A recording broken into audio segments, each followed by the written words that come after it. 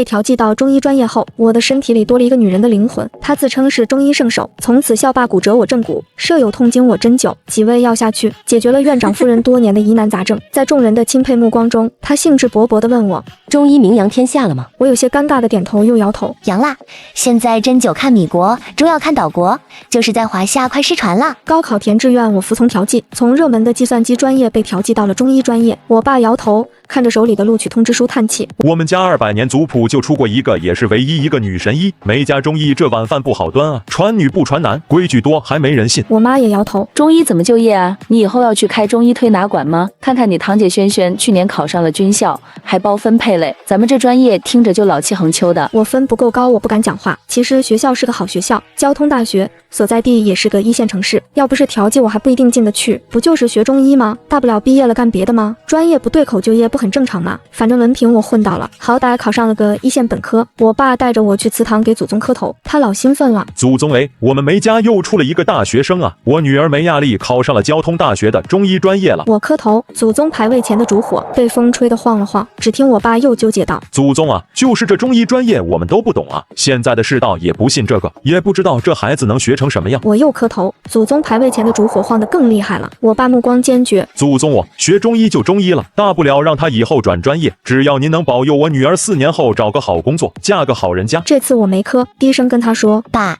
学医至少要5年，而且我不一定要嫁人。我话没说完，忽然间狂风大作，飞沙走石，祖宗牌位前的烛火被吹灭后，牌位啪的一声掉在地上，我感到眼前一阵晕眩，脑瓜子嗡嗡的。很快，我听到一个苍老却中气十足的女人声音，带着一股子恨铁不成钢的怒气：我等了200年才等到一个学医的女娃娃，你竟然告诉我你想转专业，还要去嫁人混日子。祖宗，哎，你怎么在我脑子里说话啊？救命啊！祖宗的灵魂好像钻到我脑子里去了，但是我告诉谁这件事，谁都觉得我脑壳有病，只有堂姐萱萱安慰我：别怕，也许是祖宗显灵，你跟他多学点东西，带他多看看现代的繁华就好了。说完，他有点落寞地离开家，去军校报到了。我有些摸不着头脑，但是按照他说的做了，竟然很有效。这位老祖宗对这个全新的世界充满好奇，什么都要问东问西，而且他最在意的竟然是女人的地位。丫头那街上走的女子怎么都露着胳膊腿？丫头那开大铁盒子的也是女人？丫头，你是说现在的女人能读书，能做官，能自己挣钱，不用看男人脸色？得知现代提倡男女平等，甚至女人能顶半边天后，老太太在我脑海里笑的那叫一个猖狂。哈哈，好啊，当年我一身医术，却因为是女子被骂是妖妇，只能立下传女不传男的规矩争口气。如今这世道正合我意。梅亚丽，你给我听好了，咱们梅家的女人就要做大女人，做男人做不到的事。谁说女子不如男？在他愿意的情况下，他还可以掌控我的身体，所以他有时候也会借着我的身体去逛街，感受一下现代独立女性的快乐。一天路过医院，他又问：那就是你们这个时代的医馆吗？医术大概怎么样？是不是都是女大夫坐堂？我走进去，站在大厅的导诊台前，这里写着所有科室的名字，什么内科、外科、妇产科、儿科、骨科、肿瘤科，每个科下面又有不同的门诊，看的人眼花缭乱。祖宗看不懂，祖宗没敢说话。我给他介绍：祖宗，现代人生病先找对科室挂号，不同科室医生负责不同的部位，这就叫做专业。旁边刚好路过一个护士，正在给病人指路，讲了个案例。之前有个民警在执行任务过程中被歹徒在脸上划了个大口子，伤口横贯大半张脸，病人先到急诊伤口消毒，打了破伤风，伤口的最下面部分导致牙齿松动，要看口腔科；伤口的中间部分伤到鼻子了，那得看耳鼻喉科；伤口最上面的部分在眼睛周围，那还得挂眼科。祖宗听得目瞪口呆。好家伙，一道伤口这么多大夫会诊啊，还要分家？我之前都是自己一个人从头医到脚，你们这也太散装了。祖宗学会了不少时髦的网络用语，比我更接现代地气。护士走了，我又给他继续介绍。我说：你们之前看病都说望闻问切吧，现在方便啊，生病了去照个光，透过皮肉都能看到骨头，那些病变的地方啊也都看得一清二楚，找到病因要么吃药，要么做手术。做手术是要开膛破肚的，割完了还能缝上。手术电刀见过吧？电一下就能切割，还能止血。我说完后，他半天没说话。祖宗，你睡着了吗？半晌，老太太叹了口气，语气有些复杂。听你讲的是很厉害，这开膛破肚还能活人，确实是神迹。我不敢讲话，这些颠覆了他的认知。现代医学这么厉害，他学的那些东西早过时了。他又小声问我，带着一丝小心翼翼：那我当年行医的那些东西，你们还在用吗？有的，这是家综合性医院，我找了半天，终于在密密麻麻的科室里找到了角落里的。中医按摩、中医针灸和中医风湿门诊。祖宗再次沉默了。就没有能救命的。主要是调理。祖宗 emo 了，但是我没嫌弃他，还带着他去上学。交通大学距离我家不远，我自己独自坐高铁去的。结果出了车站就遇到黑车，黑车拉了一车学生，半路上突然要加价，司机是个满脸横肉的大汉，把车停在荒郊野岭，狠狠地说，每个人要50块钱车费，不然就把你们都拉到前面林子里丢下。作为涉世未深的天真大学生，我们吓得瑟瑟发抖。师傅不是说好10块钱的吗？你这是讹人啊！祖宗也大惊失色。不是说你们这个时代很安全吗？女子都能独自远行吗？怎么还有劫道的？这位绿林好汉亚历可是我们梅家200年来唯一的中医独苗啊！你千万别伤害他。我本来很害怕，突然又觉得有点想笑。司机猖狂的笑，讹的就是你们，我黑车你都赶上，就要让你们尝尝社会险恶。大家都哆嗦着掏出50块钱，只有一个男生不为所动。男生眼神凶狠，留着个寸头，穿着黑色 T 恤，手臂线条流畅紧实。如果不是一副凶巴巴要吃人的样子，五官其实长得极好，剑眉星目，又野又帅。他对着司机说，我就不教有本事你把我丢下去。司机听了也没立刻动手，反而向我们施压。有一个人不付钱，钱不够油费，就把你们全扔这儿。其他人立马就急了，纷纷劝那个男生，哥们你就付了吧，50块也不是大钱，就当破财免灾交学费了。对啊，你自己不要命，别拉着别人一起。这荒郊野岭的，我们难道自己走回学校啊？人生地不熟的，我们可都是外地来的。我没说话，祖宗却在我脑子里低声冷哼。这些人真是怪，不敢对劫道者反抗，逼迫自己人倒是一个比一个狠。亚丽啊，这你可千万别学，咱们做女人的更要有骨气，学医前先学做人，这种软骨头做不了大医。我点点头，但是还是有点怂。我拽了拽那个男生的衣角，递过去100块钱，小声说，多一事不如少一事，要不我帮你付了吧。男生眼里闪过诧异，低头看了我一眼，很快拒绝了。不用，我们这么多人为什么听他摆布？只要他敢动我，我就敢跟他打架，他肯定打不过我。我刚学的驾照，到时候踹了他，我们再把车开走。那司机也是个混社会的地痞，这话一下子惹怒了他。司机直接把我们拉到一块空地上，拎着铁棍子开了车门，都给我滚下来！这不知天高地厚的小子，我今天就要教你做人。学生们吓得往外逃窜，我忍着恐惧递上去100块钱，师傅，钱给你，这事就算了吧。算不了。司机和那个男生打了起来，男生举着拳头就往司机脸上砸，他打架不要命，司机铁棍子往他身上拼命的打，他躲都不躲，也拼命的往司机脸上砸。很快司机被砸得满头鲜血，瘫坐在地，男生也断了一条胳膊，坐在旁边粗喘着气，冷汗顺着额角往下滴。报警啊，好多血呀，好可怕，不会出人命吧？救护车我也叫了，但是好像距离这里有点远，他们这样没事吧？情势危急，我连忙喊着脑子里的祖宗，祖宗快看看那个男生，不会有什么事吧？我看他脸色煞白，都在冒冷汗啊。祖宗沉稳的声音响起，带着一股镇压全场的气势。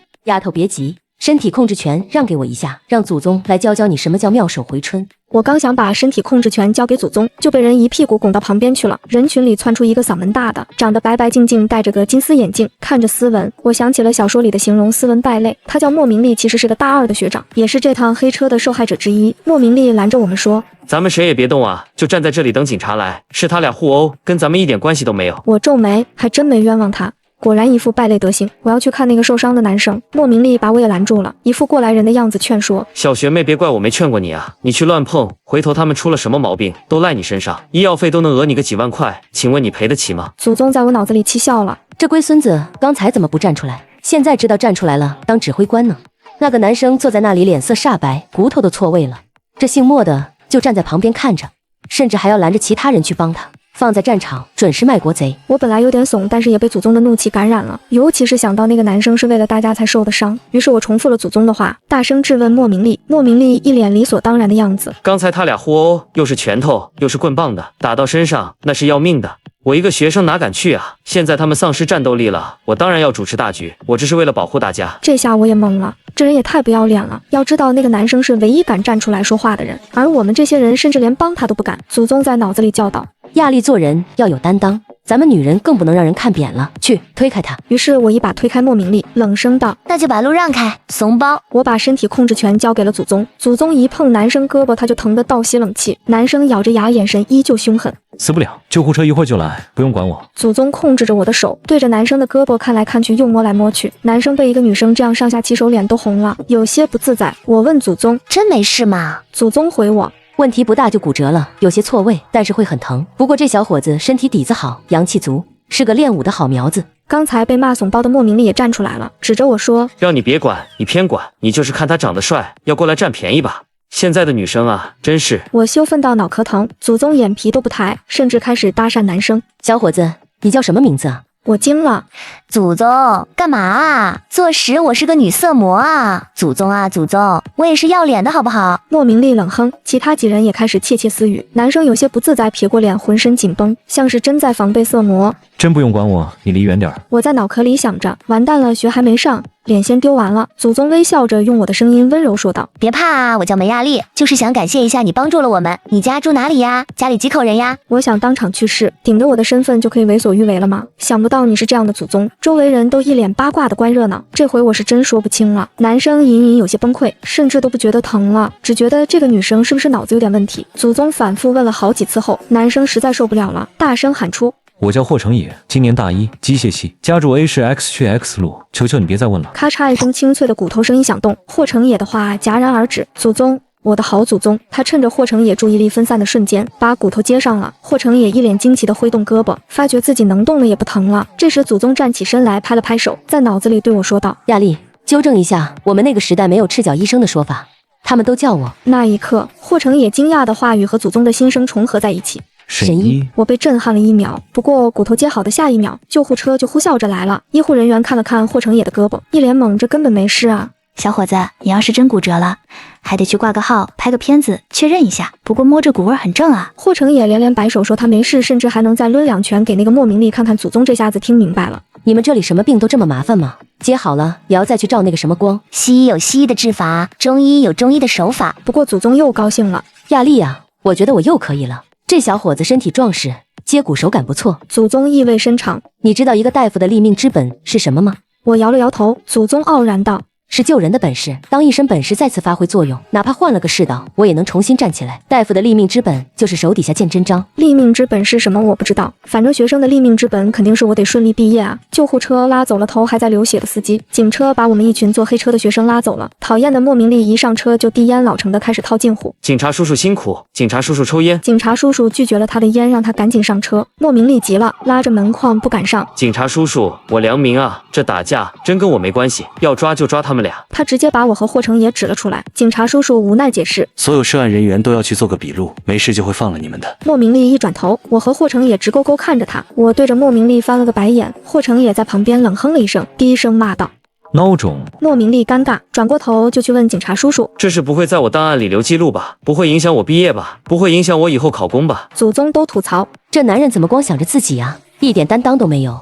还不如你一个女娃娃。可不是吗？可这种人还真不少。最后做完笔录，警察叔叔把我们都放走了。就是我们几个刚开学就文明学校了，因为校长新生第一课就讲的是关于坐黑车的危害，还特意点名批评了某些同学遇事不冷静，同时也表扬了某些同学见义勇为。那天以后，祖宗就天天在脑子里念叨要教我学医。亚丽，学中医吧，你看那霍家小子看你的眼神都不一样了。不学，我要转专业。学吧学吧，中医多有意思啊！咔嚓一下能治骨折呢。咱们女人学了这个以后再婆家，呸！以后在社会上腰杆子多硬啊！我才不理他。但是学校规定大一下学期才能转专业，我还得先读半年中医。霍成也经常路过跟我打招呼，小神医。我立马羞红了脸，连连摆手，没有，不是，这哪担得起啊？不过还挺好听。霍成也看我拒绝手势，本来想凑上来说话的笑容僵住了。他犹豫了一会儿，以为我讨厌他，转头走开了。我正不明所以，旁边的舍友雪团子凑过来问我：你认识他？那可是我们学校新进的校霸霍成也，好凶的，听说他3拳差点打死那个黑车司机，好帅哦！我怎么看不出来呢？我当时就在现场，不过3拳打死人也太夸张了，他顶多也就把人打得脑震荡。我没来得及解释，雪团子就把我拽走了。亚丽，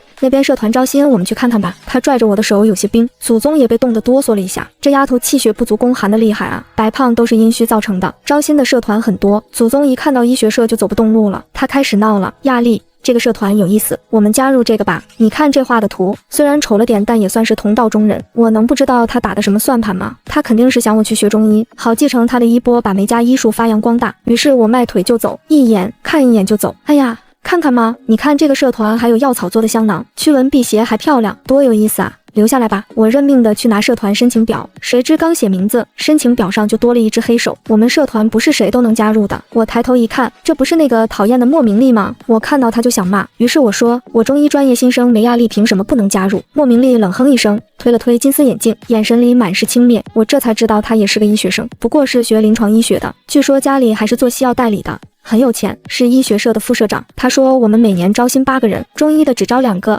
今年已经招满了。明明招8个人，凭什么中医专业只招2个？我不服。所以我问他，莫明丽总算找回场子了，拔高了音量，似乎是想在周围女生面前显摆她的权威。你们中医除了推拿保健还能干嘛？我们学校的医学专业很有名的，我们学西医的可以直接去学校附属医院实习，那是科学。但是你们中医，没人要啊！祖宗不服，放屁！我们也是可以治病救人的。莫明丽冷笑。我们西医信的是科学，你们中医信的是玄学啊！什么阴阳五行，什么气血经络，你看得见吗？摸得着吗？祖宗又问什么是科学，我告诉他，系统化的正确认知叫做科学，能用数据量化的叫科学。莫明丽声音更大了，听听，你们中医号脉看什么？阴阳五行，肺腑脉络，天人合一。有病了就是要早睡早起喝中药，那我要是吃好睡好了，不吃你的中药不行吗？那是自愈，而且中医诊断的病因说不清楚，要不是心胸不够开阔，要不就是房子朝向有问题。你说说，这合理吗？听起来玄之又玄，这下我也骂不出口了，只能转头问祖宗。祖宗冷笑一声，在我脑海里开启了大女主教学模式。亚丽告诉他，万物相生相克，西医头疼医头，脚疼医脚，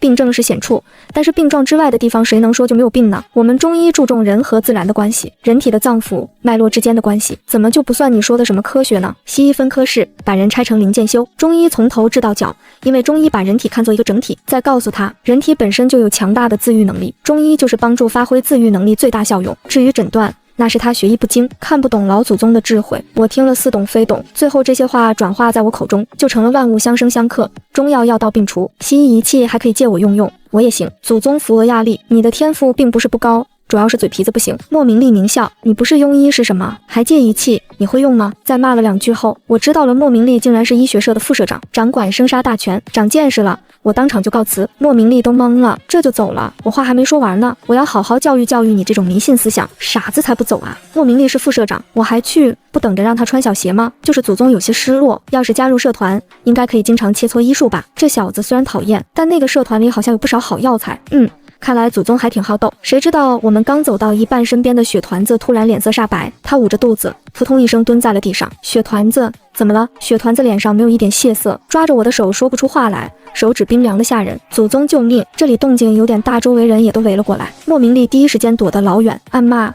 真倒霉，怎么就倒在我们社团前面了？不能走远点吗？别是碰瓷的吧？有看热闹的说这不是医学社吗？生病倒面前都不管吗？莫明丽眼神闪躲，他哪里懂这个啊？他就一个普普通通大2医学生，没有仪器，没有化验单，谁知道他生的什么病啊？而且谁敢动？万一被讹上了怎么办？莫明丽让人去找校医，自己躲得远远的看着，嘴里还念叨你们女人就是麻烦，娇气得很。我凑上前去看雪团子的情况，雪团子额头上全是冷汗，嘴唇都在泛白，看起来似乎是在忍受极大的痛苦。我想起来早上他冰凉的手，还有出门前还来不及喝的红糖水，我恍然大悟，雪团子，你是不是痛经啊？他捂住肚子微微点头，眼泪都腾出来了。祖宗也在此刻掌控身体，2指搭上雪团子的手腕开始把脉，果然是气血双亏，寒凝下焦。这丫头平时肯定贪凉，加上体质虚弱，听说雪团子是因为痛经，没什么大碍。莫明丽又站出来了，她像是抓住了什么把柄，大声嚷嚷：切，我当是什么大病呢？原来就是痛经啊！你们女人就是矫情，输点液，吃点布洛芬，几个小时就好了，快得很。搞这么大阵仗，吓死个人。这时候他成了董哥了，还是个嗓门大的董哥。周围围观人也指指点点啊，就是痛经啊，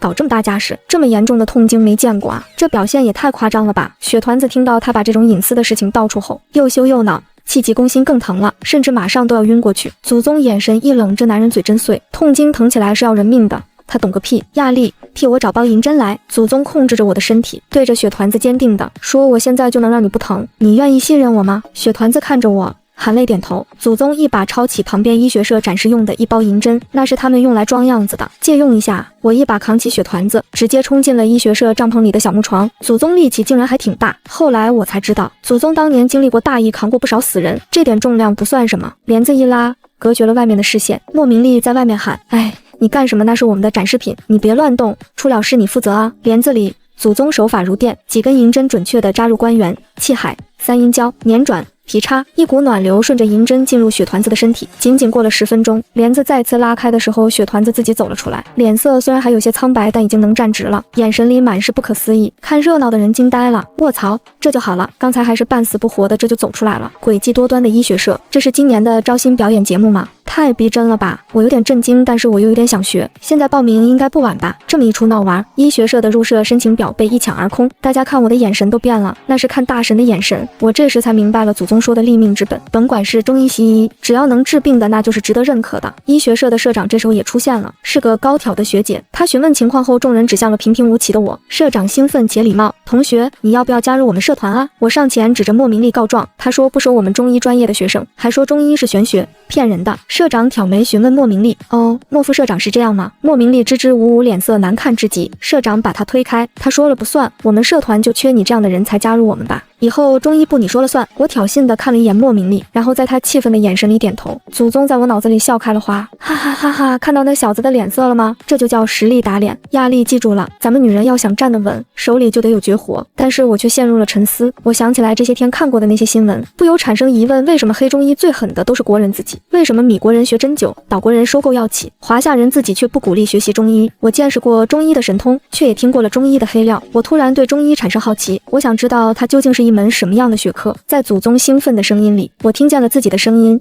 坚定而清晰：祖宗，我想学中医，我想像你一样做一个堂堂正正的女神医。莫明丽转头就把我告了，她告诉辅导员，中医专业的没压力，她拿着针就敢扎舍友啊，那是当代容嬷嬷啊。不仅如此，她还无证行医，搞封建迷信。辅导员吓得枸杞茶都不喝了，还以为是校园霸凌，拿针扎舍友。这太严重了，学校绝不能姑息这种行为。谁知莫明丽一咬牙又补了一句：“我实名举报梅亚丽乱搞男女关系，为了出风头不择手段。”辅导员放下保温杯，立马找我过去谈话。祖宗在我脑子里气得拐杖都要抡冒烟了，这龟孙子怎么跟个长舌妇似的？怎么男人也有这么碎嘴子的？气死老身了！我也很气，我怎么不给他也扎3针，给他扎个半身不遂，告诉他什么叫做真正的当代容嬷嬷。祖宗大惊，连忙劝我：“丫头息怒，这可不兴扎啊！咱们是治病救人的手，不能脏了这种小人的血。再说了，扎残了他还得赔钱，咱们攒钱是要搞事业的。”辅导员对我批评教育了半天，说到一半，办公室里进来了一个头发花白的老师。他听了一会儿乐了：“这是我们学院的新生吗？针灸这个东西专业的才敢上手，不然一个不小心可能就把人扎死了。你胆子不小啊，小姑娘。”那可不是嘛，我脑子里有人。我心里嘀咕，该狂就得狂。我召唤了祖宗和他理论。院长跟祖宗借着我的嘴聊了几句，越听越心惊。你学过多少年针灸？你的师傅是谁？你这是家传的本事。眼看祖宗和院长就要坐而论道，大谈气运已经落了。辅导员犹豫了一会儿说：“院长，我这边批评教育还没结束，要不您待会儿再问。”这可是违纪，这竟然是我们中医学院的院长。我惊讶完，开始欣喜。院长看样子很赏识我，还是个懂行的，这样总不会再罚我了吧？谁知院长话锋一转，脸一黑，严肃道：“太不像话了！你和你舍友一个敢信一个敢扎，万一出事了怎么办？医术是用来救命的，不是用来耍帅的。”他叫我去把雪团子也叫了过来，最后罚我俩在办公室写5000字手写检讨，写完再走。雪团子一听脸色微白，又要晕。我问祖宗要不再扎2针，雪团子连连摆手，瞬间精神了，不晕了不晕了。我写，自从我说想学中医后，祖宗就跟打了鸡血一样。丫头，既然院长罚你写检讨，那就顺便把《黄帝内经》抄一遍。他教我摸脉问诊，我就把身边人都看了个遍。周围人3个肾虚，4个体寒，5个湿气重，6个火气大，当代人健康状况堪忧。他又教我食药背药方，于是那些日子里，我连听的歌都是《本草纲目》、马钱子、决明子、苍耳子，还有莲子、黄药子、苦豆子。不过这些药方怎么这么难啊？要背的东西太多，要学习的也太多。我问祖宗，药方背完就会开药了吗？祖宗摇头，人又不是按着医书上写的生病的，这种事情得靠经验和悟性。丫头，你要记住，咱们做女医的本来就比男人难。男人看不好病人家说他是一时失手，女人看不好病人家就说女人果然不行，所以你要比他们强10倍100倍。我又问祖宗，那些医书上的中药材真的有用吗？什么望月砂兔子屎、夜明砂蝙蝠屎、白丁香麻雀屎，更奇葩的还有什么寡妇床头灰、寡妇坟前草，这玩意都能治病，怪不得被某些国人黑得那么惨。他说有的是有用的，但是有的是伪方，是当年那些江湖骗子瞎编的。这种事情得靠经验和悟性去分辨，去其糟粕，取其精华，这才是传承。又是经验和悟性，合着没个几十年的功夫，这活干不了。所以庸医害人又被某些国人黑。不过祖宗微微一笑，傲然道：“有我传承保你少走几十年弯路，虽然很难，但是学会了就是一件很有成就感的事情。咱们女人手里有了本事，哪怕天塌下来也能顶得住。”后来有一次家里人聚会，大姑问学计算机的表姐：“我家电脑坏了，你会修吗？”表姐摇头，大姑一脸嫌弃：“这个不会，大学白读了。”二叔又问学工程机械的表弟：“会开挖掘机吗？什么时候开给我们看看？”表弟摇头，二叔也一脸嫌弃：“什么大学生啊，真不行。”最后三婶转头问我：“亚丽啊，我最近气虚胸闷，能不能给我开点中药吃啊？”这有什么问题？我当场就写了个方子，还顺便指出了三婶平时爱生气、肝火旺的毛病。我姐和我弟惊恐地看着我，什么情况？你真会啊？那可不是吗？咱祖宗亲手教出来的，还是女神医的一对一私教。那天以后，院长经常找我去办公室跑腿，偶尔也交流一下学术问题。跑腿我来，交流祖宗来，我们分工明确。祖宗偷偷告诉我，你们院长好像在研究什么病症，愁的头发都快掉光了。那天我正给院长送文件，莫明丽竟然来了，我俩对换了个白眼。我捏真的手蠢蠢欲动。祖宗在我脑中说道：冷静压力，冷静扎坏了要赔钱。莫明丽把我赶出门外，转头狗腿的对院长说：院长，听说您夫人得了怪病，这是我爸特意让我带来的国外特效药，还没上市呢，特别贵。院长摆摆手，不必了，我自己会买。我在外面竖着耳朵偷听，原来院长夫人得了怪病，所以院长这些天问的方子都是为了给夫人治病啊。我问祖宗能不能治，祖宗为难，没见过病症不敢说。不过这姓莫的小子无事献殷勤，非奸即盗。第二天我有意无意提起院长夫人的病症，院长人精一听就明白了。你昨天听见了，为了打破信息壁垒，莫明丽靠他爹的人脉，我只能靠无意间偷听，他也不藏着掖着，只说我夫人得了怪病，去医院看了很多次都说治不了。院长本人是学中医出身，但是得了病肯定还是先去看西医，西医治不了的疑难杂症才转过头来去寻求中医帮助。但是很可惜，中医西医现在都不管用。他还跟我讲了个故事，去年我找了一个老中医，他治愈过这种病，但是治疗我夫人的时候就不行了。中医的治疗我懂的，有很大的不可复制性，不像西医攻克了一个医术难题，以后再遇到就不再是难题。我问祖宗，为什么中医治好了一次，却治不好第二次了呢？祖宗说，地域、气候、病者状态在变，处方自然又不一样。听起来又很玄是吧？其实这就是天人合一。比如同样的感冒，夏天和冬天用的药就不一样，男人和女人用的药也不一样，尤其是女人，身体如水，变化万千，更要细致。我不太明白，但这确实是暂时没有好的解决办法。一天在公交车上，我偶遇了校霸霍成野，他抓住一个猥亵女孩的色狼，当场就把人按在了地上。祖宗震惊，怎么这霍家小子在哪都有歹徒？他是柯南体质吗？我也震惊，他这一下子让本来拥挤的车厢都一下子空出一大块，大家吓得在车厢四散开来，车管员都要吐槽，每次让你们往里走都说走不动了，这不是还有很大空间吗？哎，都别挤了，让我。霍成野一脸正气对那个被救的女孩说，报警吗？这种变态就应该按进局子里去。女孩眼神闪躲，满脸通红，霍成野甚至还能腾出一只手拽她，快点啊，你说话啊。那个女孩一下子就急了，她脸皮薄，不仅没有感谢他，还恼羞成怒骂了他，你有病吗？乱说什么啊，丢死人了。趁着公交车靠站，女孩冲下了车，色狼都笑了，你逞什么英雄啊你，人家都不在意，你非要出头，赶紧放了我。车管员终于越过人群赶来维持纪律，但是这种事情当事人不管抓到警局也没用，霍成野只能放了那个色狼。色狼还在不断挑衅他，霍成野气得额头青筋暴起，拳头硬了，就想动手。我连忙冲上去拉住霍成野，别动手，他故意激怒你的，这种渣子拉出去榨油，估计榨出来都是黑色的，脏了你的手。我还趁机耗了一下霍成野的脉，脉宽广有力，血脉通畅，就是好像火气有点旺，肝阳上亢。祖宗点评少年壮气，看见什么都要出头，是个好男儿，就是脑子不太好使，可不是吗？但是我还挺庆幸这个世界有这种傻小子的。我拽着霍成野回了学校，他神情有些低落。当我要走的时候，他突然开口，声音闷闷的，我是不是做人挺失败的？这怎么讲？我脚步顿住看他，霍成也说我总是处理不好和别人的关系，他们说我脾气臭，说我凶，就连舍友也孤立我。他脾气是不小，什么事情都敢出头，舍友半夜熄灯了还和女友大声打电话，大家都烦，但是只有他敢站出来说让舍友挂电话，久而久之就得了个校霸的称呼，都说他脾气臭不好相处。霍成也不明白，难道他做错了吗？他在黑车时候站出来同车的同学说他在公交上站出来被救的女孩骂他在寝室站出来其他舍友联合起来孤立他，这是为什么？我想了想说，要不给你抓点药吧，清热败火。霍成也苦笑，所以我是真的错了对吧？我站在原地愣了一会儿，脑子里闪过一些东西，勇敢站出来是错吗？当然不是啊，那错的是什么？我有些激动的一把拽住霍成野的手腕，我知道了，是剂量不对。霍成野懵懂看我，这跟剂量有什么关系？我想起来那些药方，我告诉他药量过轻不能除病，药量过重会致人死亡，做人也是这样啊，敢于出头当然是好事，但是行为过激了就会适得其反。黑车上出头保护众人可以，但是在生命没有威胁的情况下激怒歹徒，这不是理智选择，毕竟生命比钱财更重要。公交上出头保护女孩你也没错，你制止了犯罪行为，但是强迫一个脸皮薄的受害者当众报警，还被色狼激怒差点打起来，这就过激了。你要考虑到女孩子的处境，不是所有人都像你一样强壮无畏，寝室也是，大家生活在一个屋檐下，生活习惯有差异很正常，需要注意的是沟通的方式，用药讲究剂量，做人与修行亦然，医生不也是在修炼做事的剂量吗？这就像一把尺，是衡量行为轻重的准则。祖宗听完我的话都陷入了沉思，在他的行医理论里，还没有把做人道理和药理结合的这么透彻的。丫头，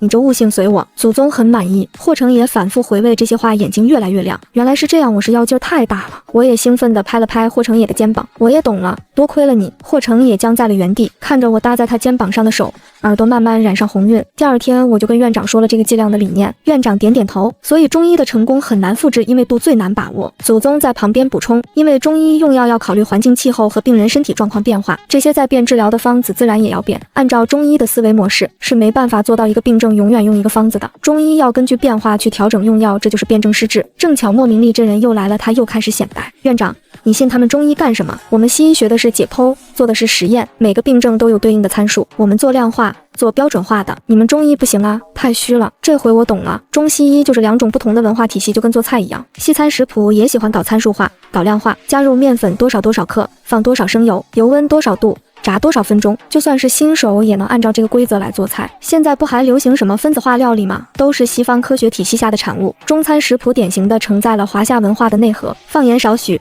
放酱少许，大火爆炒，记载简略且笼统，不能量化的东西只能凭借经验和悟性，没办法批量生产，这也是中医传承困难的原因。找到原因，我甚至感激地看了莫明丽一眼。莫明丽一阵恶寒，你有病吧？看我干嘛？我是没病，院长夫人的病倒是让人头痛。莫明丽继续狗腿，院长，我爸认识国外的某专家特别厉害，明天让您夫人去一趟看看吧，只要您答应帮我爸那个忙。院长迟疑，他当然想自己的夫人好，可他不想成这个情，也不信任所谓的交易。院长思索片刻后摇头，医院的诊断结果基本都是一样的，因为西医的高度标准化，在使用仪器检测诊断后，病症是明明白白摆在面前的。西医的治疗方式通常比较粗暴，发现病症干掉病症，但是有的病症没办法用暴力手段开刀切除或者吃药完全干掉，这时候医生就束手无策了。我脑子里的祖宗也跃于世，于是我问院长，我能不能给您夫人把脉问诊试试？莫明丽笑出了声，没压力，你疯了吧？你一个大一新生连个证都没有，还想给院长夫人看病？你以为你是谁啊？再是华佗。祖宗在我脑子里冷哼，华佗算什么？老身当年可是被称为女阎罗，敢从阎王爷手里抢人的。我挺直了腰杆，莫学长，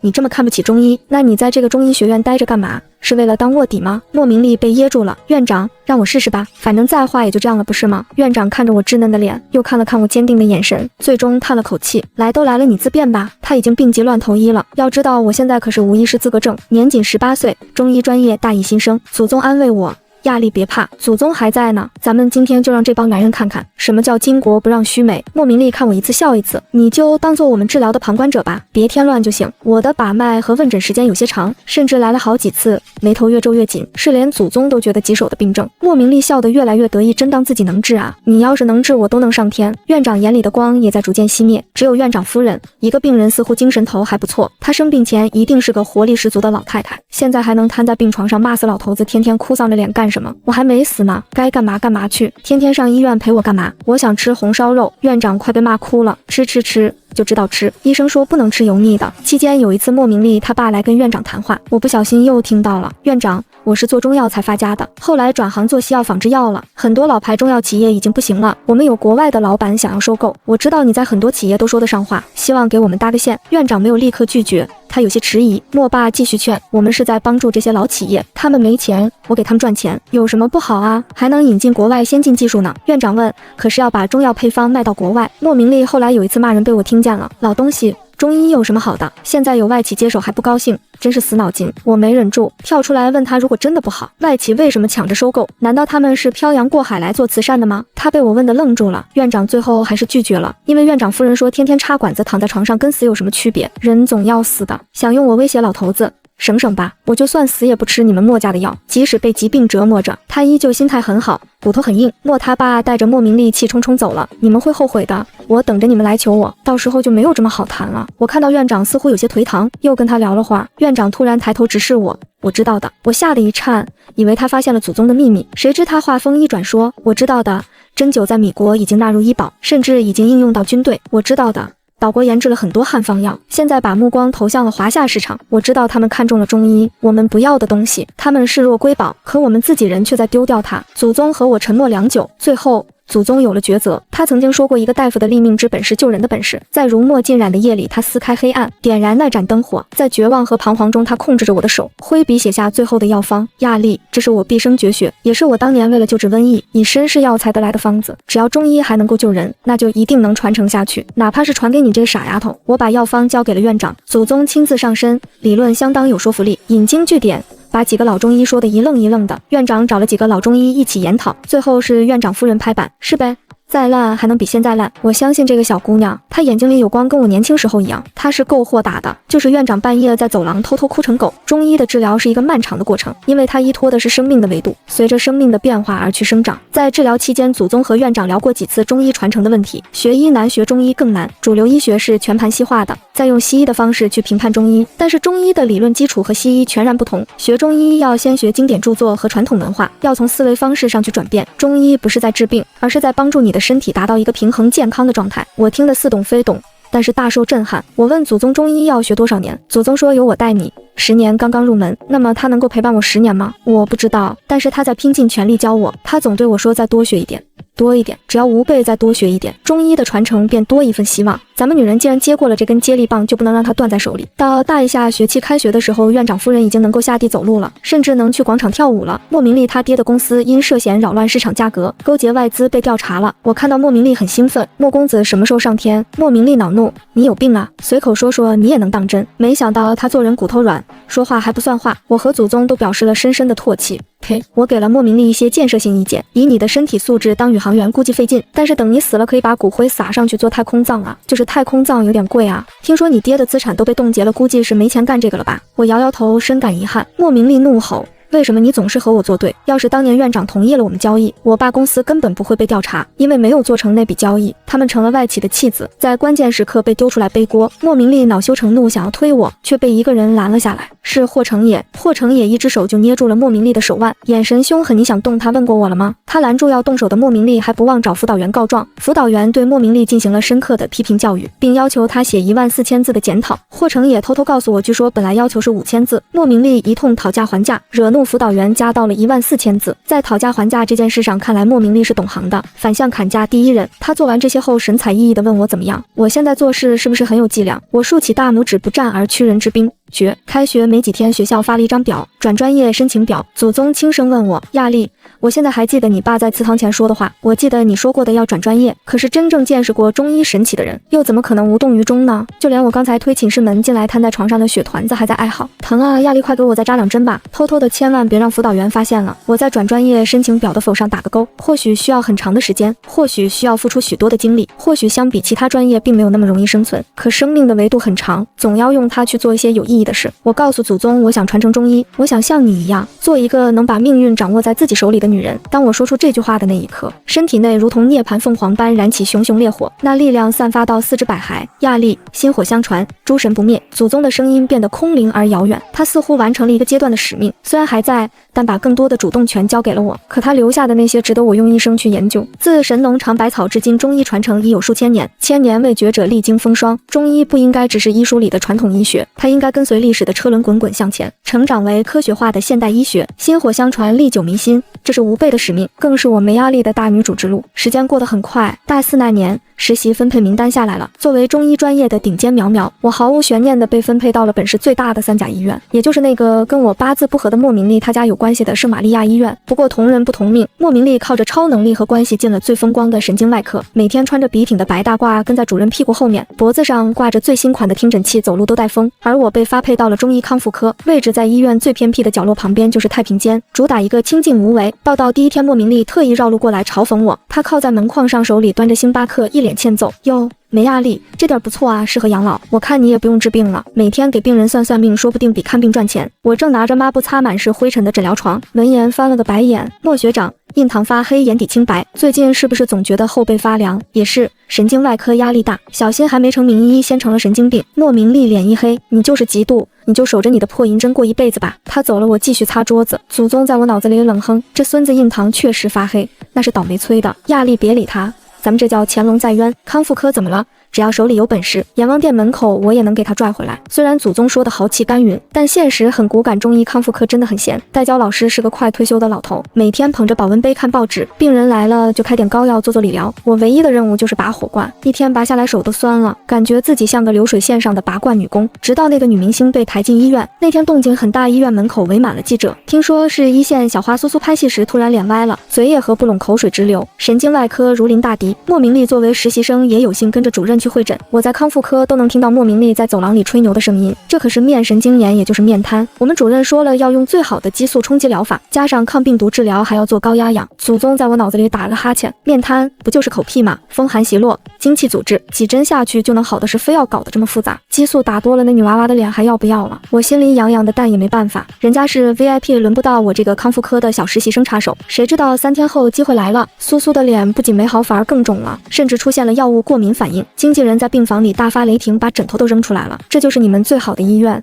最好的专家，3天了脸还是歪的。明天还有1个亿的代言广告要拍，违约金你们赔得起吗？院长那个愁啊，头发又掉了几根。西医的手段都用上了，效果不明显。这时候有人提了一嘴，要不试试中医针灸？于是死马当活马医，这个烫手山芋被扔到了我们康复科。代教老头一听是明星，还要担责任，吓得手抖，直接请了病假。于是康复科只剩下我一个人，正坐在那儿跟祖宗研究如何用气功把火关系得更紧。院长带着一大帮人浩浩荡荡的杀过来，看到我愣了一下，没压力，怎么就你一个人？莫明丽跟在后面立马跳出来，院长这不行啊，他就是个实习生。苏苏小姐的脸金贵着呢，让他扎坏了咱们医院名声就毁了。经纪人是个穿红西装的男人，兰花指一翘指着我的鼻子，实习生你们耍我呢，我要的是专家老中医。我看了一眼那个戴着墨镜口罩把自己裹得严严实实的苏苏，虽然看不清脸，但能感觉到他浑身散发着的绝望和暴躁。祖宗在我脑子里发话了，亚历街告诉他们不用老中医女神医就行，这病我能治。我深吸一口气站了起来，能不能治不是看年纪，是看本事。我看着经纪人眼神坚定，如果不让治他明天的广告肯定拍不了，如果让我治，我现在就能让他消肿，明天至少能上妆。全场安静了1秒，莫明丽嗤笑，吹牛不打草稿，激素都没消下去的种你凭什么？凭我是梅家第19代传人。我拿出了祖宗的针灸包展开，银针在灯光下闪着寒光，也凭我能看见你们看不见的风。苏苏突然一把扯下口罩，露出一张歪斜肿胀的脸，哭着喊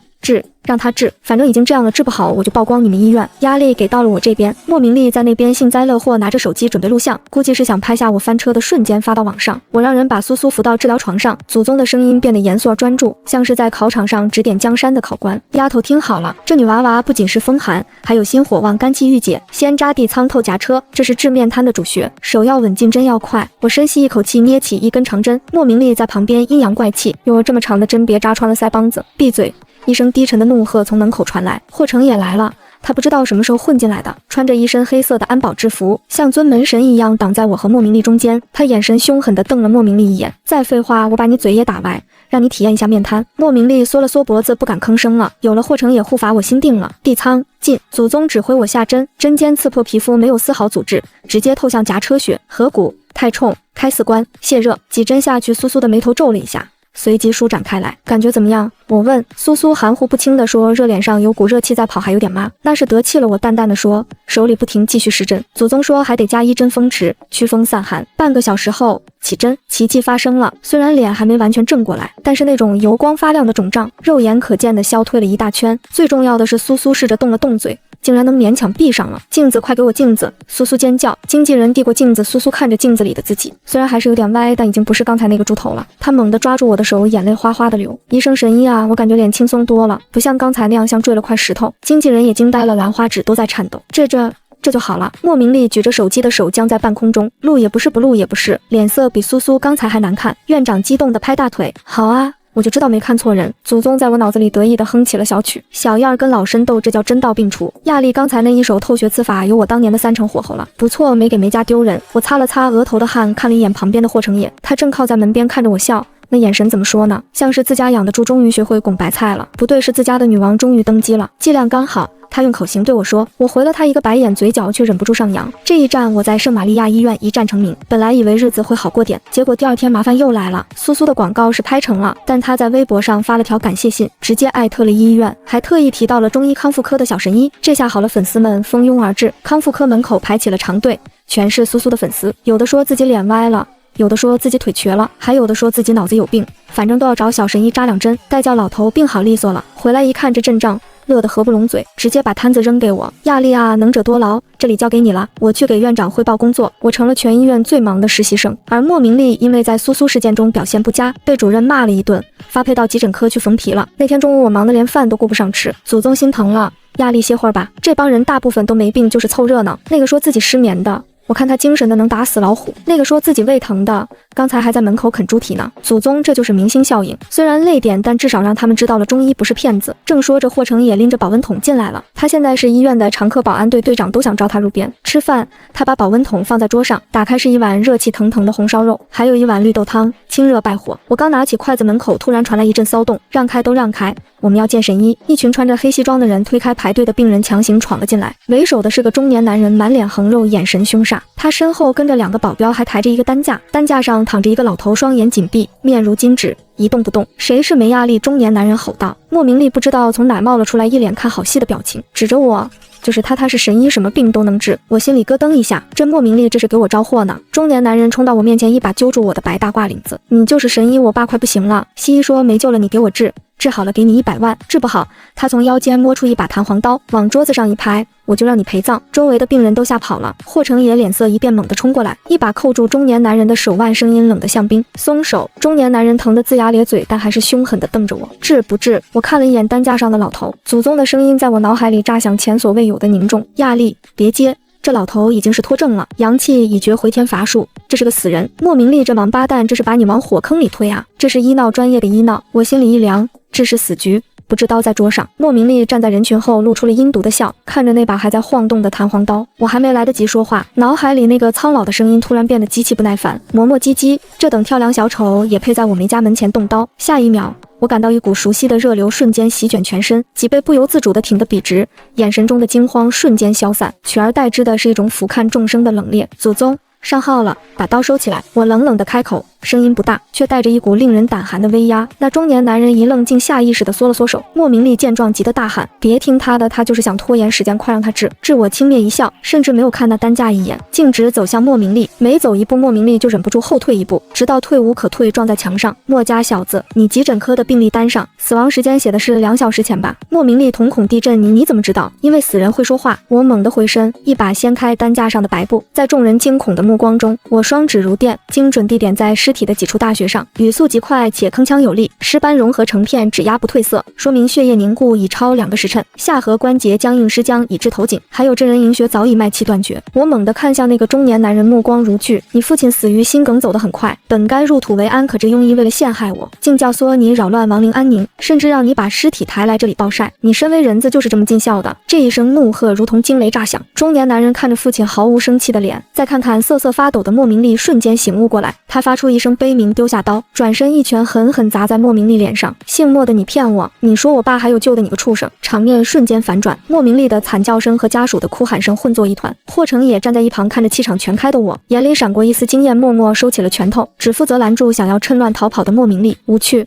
祖宗在我脑海里冷哼一声，拂袖而去。这种货色，当年在老身门前跪3天3夜，我都不带看一眼的。这场闹剧以莫明丽被警方带走身败名裂告终，而我梅亚丽凭借着一眼断生死的传说，彻底结束了在圣玛利亚医院的实习生涯。9月金秋送爽，我回到了交通大学，这一次不再是那个唯唯诺诺只想混文凭的调剂生，而是作为中医学院最年轻的特聘讲师，站在了全校最大的阶梯教室里。讲台下座无虚席，不仅有中医专业的学生，还有临床医学的、计算机的，甚至隔壁体育学院的学生都挤在过道里。听说梅老师的课比抢演唱会门票还难，那可不，听说他一针就能治好面瘫，还能一眼看穿这人有没有病。哎，那个坐在第一排的帅哥是不是霍成也？听说为了蹭课，他把选修课分都刷爆了。我站在讲台上，看着台下那一双双求知若渴的眼睛，心里涌动着前所未有的热流。祖宗，你看到了吗？我在心里轻声问。祖宗的声音听起来很是惬意，似乎正在我脑海里嗑着不存在的瓜子。看到了。好多人啊，比我当年开堂讲学还热闹。不过丫头你别得意，刚才那个学位图 PPT 做的有点丑，回头让霍家那小子给你重做。我忍不住嘴角上扬，拿起粉笔在黑板上写下苍劲有力的4个大字：中医传承。同学们很多人问我，中医是什么？是玄学？是迷信？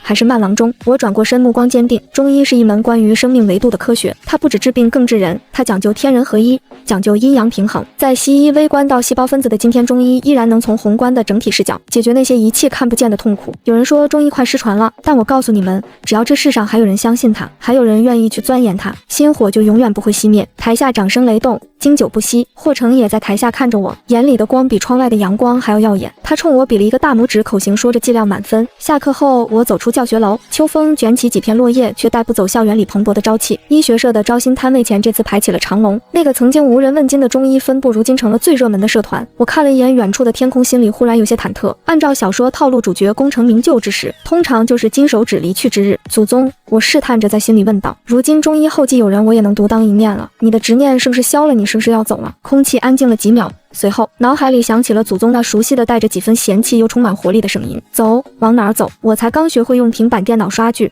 那部大长今还没看完呢。再说了，你现在这就叫独当一面了。刚才讲课的时候足三里的作用少讲了一条，要不是我忍住没吭声，早就当场骂你了。我愣了一下，随即狂喜涌上心头。所以你不走，我为什么要走？祖宗冷哼一声：中医复兴这条路长着呢，这才哪到哪再说了。现在的世界多有意思啊，有空调吹，有奶茶喝，还有霍家那傻小子天天变招法给咱们送好吃的，老身还没享受够呢。而且祖宗的声音突然变得严肃了几分：丫头，真正的传承不是一代人的事，只要你还需要我，只要中医还需要我，我就一直在。咱们梅家的女人要么不做，要做就要做到极致，有我在，你这辈子别想偷懒。我停下脚步，眼眶微红，却是笑出了声。太好了，他还在，这盏灯没有灭。怎么了？傻笑什么？霍成也走过来，自然地接过我手中的教案，顺手递给我一杯温热的红枣桂圆茶。我接过茶，喝了一口，暖意直抵心脾。没什么，我看着霍成也，又感受着脑海里那个正在催促我赶紧喝茶别凉了的唠叨声音，露出了一个无比灿烂的笑容。只是觉得未来还很长，而我有最好的老师，也有最好的保镖。我迈开步子，大步向前走去。霍成也走，带祖宗哦，不带我去吃火锅，今天要特辣的。行，听你的。不过祖宗，我是说你受得了吗？少废话，祖宗说他想吃毛肚。阳光下，我们的影子被拉得很长，这条中医传承的大女主之路才刚刚开始，而我绝不独行。